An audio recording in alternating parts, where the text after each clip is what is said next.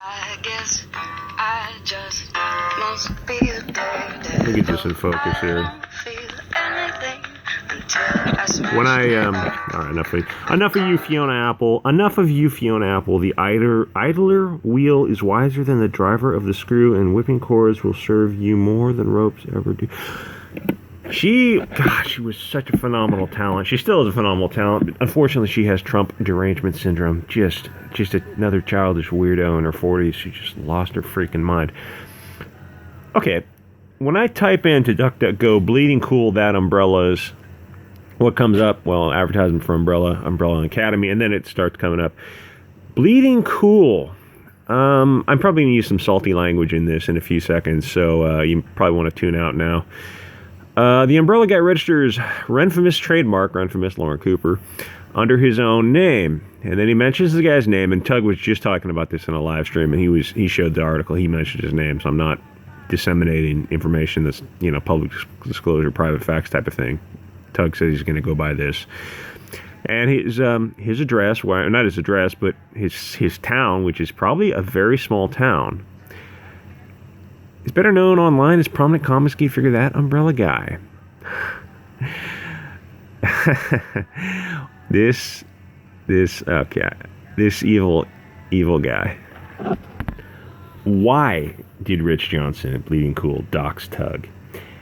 Well, let me tell you. It's to threaten and intimidate not only Tug, but any other YouTubers who have run-ins with his friends or people that he simply doesn't like. It's his own bully pulpit, and it's a form of stochastic terrorism. It's a warning to all of us that if we speak out against the narrative, then we will be doxxed, threatened, and attacked. Our families, our children will be threatened. Is it defamatory to call Rich Johnston a terrorist? Probably not. I believe he is using coercion, intimidation, and threats of violence to compel behavior to achieve a political goal, his far-left political agenda. That's the definition of terrorism. So when I accuse Rich Johnston of being a terrorist, he would probably lose in summary judgment if he sued me for defamation. But he would use that statement to dox me, my name, my address, my family's location, because I accused him, rightfully, of being a terrorist, Rich Johnston, the terrorist, who's using his enormous platform to terrorize somebody, threaten and intimidate that Umbrella Guy, his wife, and his children. Rich Johnston, the terrorist. Remember when Tim Doyle threatened Tug? There are even people hanging out around Comicsgate who were talking about Tug's kids. I made a video about this earlier, but I was kind of circumspect. Didn't name names or anything, and I'm still not naming names because I'm not quite sure what's going on with these people. These guys are hanging around Comicsgate.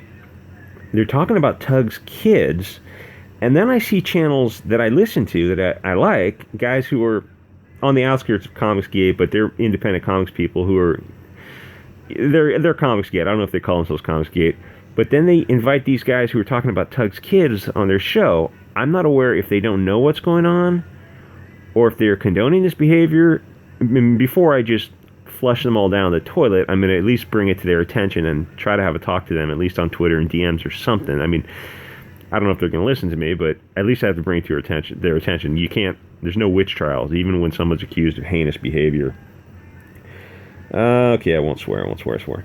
Okay, so I don't know what's going on with that aspect of Comicsgate, and people have said, well, you're only defending one side of Comicsgate, you're not calling out these people. Well, when I do get a firm resolution on why they're talking about Tug's kids, I will call them out, and I will disassociate myself from anyone who's associating with people who are talking about Tug's kids, because I call out a lot of people, so people think, oh, you're anti-Ethan or you're anti-Comicsgate. And actually, no, they're pretty fair to me. But I'm definitely not anti-anyone. But I am anti-people who talk about someone's children, talk about your wife and child.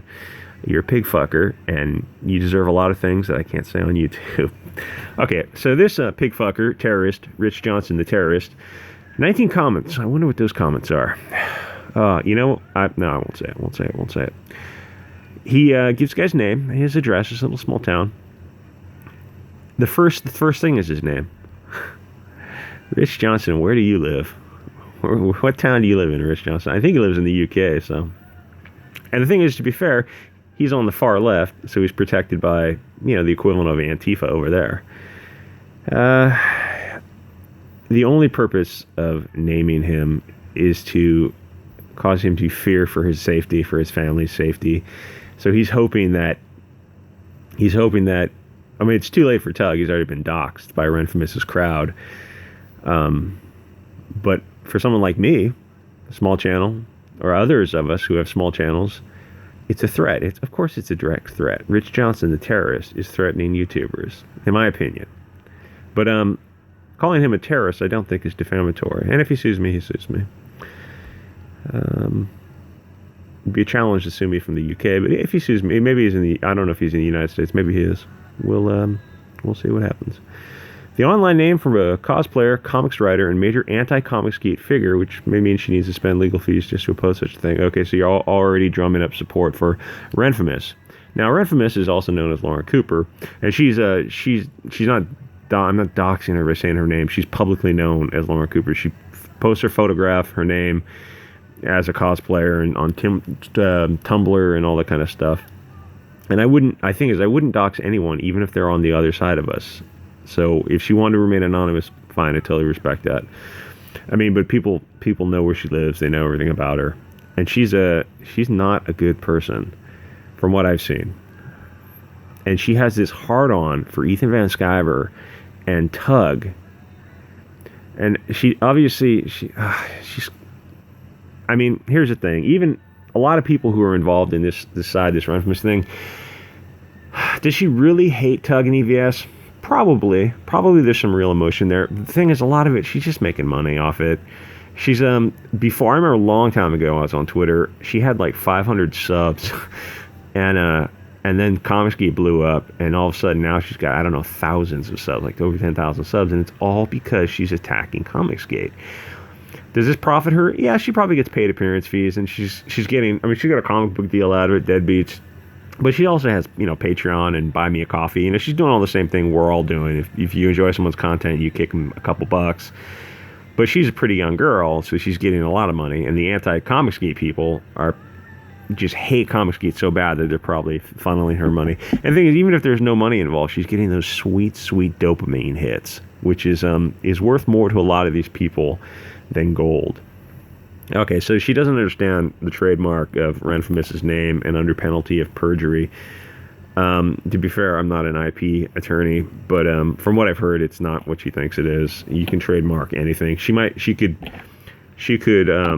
challenge it, and she could probably be able to win.